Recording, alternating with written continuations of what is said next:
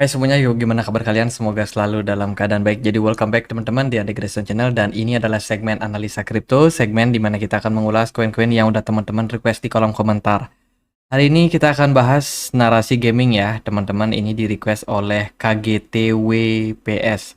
Minta dibahas untuk game Swift dan juga Nakamoto Games. Oke, kita akan coba untuk ulas dua project ini teman-teman. Yang pertama dari game Swift. Hari ini game Swift diperdagangkan di kisaran level Rp9.700. Dalam beberapa bulan terakhir, game Swift itu mengalami kenaikan yang lumayan signifikan terhadap pergerakan chartnya.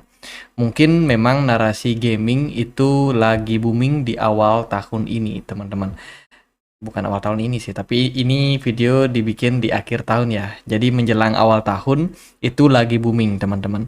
Kalau aku sih nggak heran. Karena apa? Karena beberapa perusahaan gaming itu memang suka ngeluncurin permainan terbaru mereka itu di akhir tahun biasanya. Ya, sebutlah permainan-permainan besar seperti GTA atau Pro Evolution Soccer, FIFA. Untuk tahun depan pasti dia keluarin di akhir tahun, dan itu memang rame banget teman-teman. Dan narasi-narasi gaming seperti ini mungkin akan menarik untuk teman-teman manfaatkan bagi yang scalping ya teman-teman. Kita akan mulai pembahasannya dulu. Yang pertama dari game Swift. Ini adalah sebuah platform modular blockchain network. Dia adalah layer 1 yang memang berfokus di dunia gaming, teman-teman, yang memang didesain spesifik untuk demand dari permainan. Game Swift sendiri dia lebih kepada memfasilitasi permainan siapapun yang mau menggunakan mereka atau menggunakan blockchain mereka, ayo mereka rangkul, teman-teman. Jadi kurang lebih seperti itu ya teman-teman. Jadi tujuan daripada game Swift sendiri itu bukan untuk menciptakan gaming, tapi dia bekerja sama dengan banyak studio game. Dan dari platform ini itu berusaha untuk membuat menghilangkan batasan antara blockchain. Biasanya kan kalau teman-teman lihat permainan gaming itu ada yang running di blockchain Ethereum, ada yang running di blockchain ini itu. Nah, kalau dari game Swift itu pengennya semuanya terhubung satu sama lain. Jadi tidak ada yang namanya pemisah nih, teman-teman. Kalau kita lihat dari tujuannya sih itu ya, game Swift tidak hanya menyediakan infrastruktur berbasis SDK atau software development kit, mereka juga mencoba untuk mengoptimalkan bagi pengembang game untuk menerapkan di app secara efisien. Ya, dan juga berusaha untuk memberikan solusi menjawab kebutuhan pemain non-kripto yang mungkin tidak bisa berinteraksi dengan teknologi blockchain. Jadi ini sih beberapa tujuan yang memang diciptakan. Mereka intinya itu pengen untuk bikin gaming itu bisa diakses oleh siapapun, baik mereka yang menyukai Web3, yang apa-apa serba desentral menggunakan blockchain, atau mungkin yang masih suka main game gaya lama dengan Web2, teman-teman. Yang mana sifatnya semuanya centralized. Itu mereka coba untuk akomodir. Itu ya, ini Game Swift platform, kemudian Game Swift Studio. Mereka di sini kelihatan punya kerjasama dengan beberapa gaming, teman-teman. Salah satunya ya multiplayer, permainan multiplayer gaming ini yang mana mereka ini mau untuk launching ya. Kalau kita lihat dari sini sih sekarang progresnya itu ada di ini ya teman-teman, di kuartal 4 2023. Harusnya ini sudah beta Space Elite dan early access di kuartal pertama 2024 nanti. Kita tunggu aja gimana gamingnya, apakah sukses atau enggak teman-teman. Itu dari projectnya. Kemudian dari utilities. Nah, token ini tuh sebenarnya dipakai apa sih? Kalau menurutku pribadi sih token ini tuh nggak terlalu apa ya, nggak terlalu berhubungan sama gaming sih. Lebih kepada fokusnya yaitu untuk ya staking, kemudian untuk yield, teman-teman, untuk yield bagi mereka para investor ya yang mungkin membutuhkan yang namanya reward, teman-teman, memanfaatkan juga yang namanya hype daripada permainan, daripada game finance, teman-teman, atau GameFi ya. Jadi kalau kita lihat sih dari fungsinya ya kurang lebih kayak gitu sih untuk tokennya ini. Ya, kalau kita lihat memang secara pergerakan harga dia sudah naik lumayan tinggi ya di beberapa bulan terakhir, teman-teman. Kemudian kalau kita perhatikan dari Twitter, saya melihat engagement-nya bagus banget. Dari GameSwift sendiri itu yang mantau project ini cukup banyak. Dan mereka juga sudah meluncurkan beberapa game Web2, teman-teman. Ini game Gladiatus namanya, Gladiatus X Nostil. Ya, ini game Web2 tidak menggunakan blockchain tapi mereka tetap untuk fasilitasi hal tersebut, dan tentunya dengan demikian ya bagus bisa mensupport game yang Web2 ataupun Web3. Itu sih sebagai blockchain modular. Mungkin aku nggak tahu apakah ini bakalan sama seperti Celestia ya, yang memang jelas-jelas merupakan blockchain modular, teman-teman. Tapi GameSwift ini sepertinya berusaha mencontek Celestia ya. Cuman mereka mau lebih banyak berfokus itu di eh, bidang permainan, teman-teman. Mereka juga baru aja introducing semacam alat untuk kita memudahkan melakukan transaksi yang namanya adalah GSP, teman-teman. Ini adalah Web3 Gaming Payment. Jadi teman-teman bisa pakai itu untuk melakukan belanja, kemudian juga bisa dapetin bonus AI yield dan juga staking reward, teman-teman. Jadi dengan apa kartu ini ya, teman-teman. Ini mungkin bersifat kayak wallet gitu, teman-teman. Itu yang mereka baru aja luncurkan. Lalu gimana nih untuk GameSwift? Apakah menarik? Kalau kita lihat dari maksimum supply-nya, mereka ada di 1,4 miliar. Sementara yang beredar itu cuma 62 juta saja. Nggak banyak, teman-teman. Dan market cap-nya juga baru setengah triliun ya, jadi nggak terlalu gede juga. Dari pasarnya sendiri hanya sedikit exchange yang baru merilis, ada Bybit dan juga Bitget.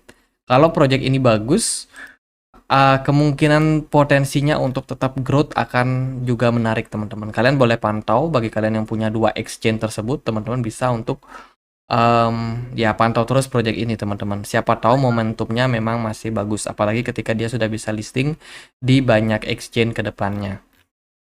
Itu untuk GameSwift. Gimana untuk pergerakan harganya?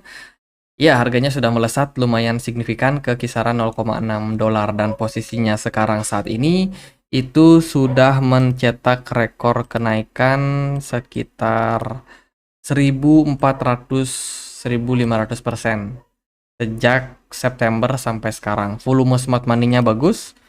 Ya, dari volume perdagangan nggak terlalu gede sebenarnya. Cuma kalau dari beberapa pergerakan ini melihat ya sepertinya memang masih akan menarik, teman-teman. Kalau saya sih melihat yang paling penting adalah teman-teman harus perhatikan koin-koin dengan tipe seperti GameSwap ini punya volatilitas yang tinggi.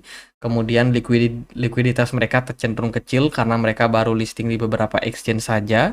Jadi kalau teman-teman mau masuk, DCA lebih baik, karena kalau kalian masuk di harga saat ini pasti akan ada kemungkinan teman-teman tersangkut. Cuma kalau teman-teman DCA ya itu bisa menjadi salah satu cara kita mendiversifikasi resiko, teman-teman. Karena kalau serakah berlebihan ya bisa jadi nyangkut, teman-teman. Dari volume saya sendiri merasa ini kecil ya, nggak terlalu besar. Volumenya biasa aja, tapi kalau secara volatilitas harga dia bagus. Smart money-nya juga cenderung bagus di market, teman-teman. Untuk level support terdekat itu ada di kisaran 0,5 dolar. Dan kalau dia jebol level tersebut, target berikutnya ada di kisaran 0,3. Ini masih terbilang jauh, teman-teman, dan ya mungkin aja tercapai, mungkin juga tidak. Tapi yang pasti 0,5 ini bisa menjadi salah satu level yang menahan pergerakan dari G-Swift untuk terjun, teman-teman. Let's say kalau memang ada selling pressure yang cukup tinggi. By the way, market sekarang itu didukung sama BTC dominance. Jadi untuk altcoin saya rasa lumayan positif news. Semoga sih narasi gaming ini masih bakal tetap lanjut di Januari 2024 nanti. Next kita akan bahas yang Naka ya. Nakamoto Games hari ini diperdagangkan di kisaran level Rp27.700. Marketnya naik 1%, teman-teman. Jadi belakangan ya sama seperti GameSwift tadi, Nakamoto juga mendapatkan sentimen yang positif di awal tahun ini, teman-teman. Kalau kita perhatikan, ya sementara pergerakannya sudah bullish ya, cukup panjang di 1 tahun terakhir. Ini adalah sebuah project gaming, teman-teman, yang mana dia punya tagline Play to Earn Gaming Platform. Kalau kita lihat dari website resminya, ini ada beberapa game yang memang kompatibel sama project ini. Ada Spooky Run 2, ada Naka Runner, ada Candy Shop, terus ada Bubble Shooter, Gold Rush, dan masih banyak game yang lain, teman-teman. Ada beberapa kategori, ada yang free to play, ada juga yang play to earn, teman-teman. Beberapa project play to earn yang mana teman-teman bisa mainin gamenya dan memperoleh reward dari project Nakamoto Games ini. Kalau kita lihat dari Twitter, mereka merupakan salah satu project yang terregister di beberapa negara seperti China, Hong Kong, kemudian Jepang, dan juga Thailand, teman-teman. Bersama dengan Naka Community. Mereka juga ada ngadain event nih, semacam kejuaraan gitu, dengan hadiah tentunya di dalam game asetnya. Jadi salah satu platform game play to earn yang cukup populer. Ya, engagementnya juga cukup bagus, teman-teman. Berita terbaru, mereka ada kerjasama sama Telegram untuk launch Revolutionary Super App. Ini beritanya di bulan lalu sih, teman-teman. Udah cukup lama, cuman kita masih belum menemukan nih app apa yang dimaksud. Apakah Nakamoto Games ini bakal terintegrasi di permainan yang ada di Telegram, atau mungkin ada aplikasi baru yang akan mereka luncurkan, ya kita nantikan aja. Ini menurut saya menjadi salah satu sentimen yang positif untuk Naka.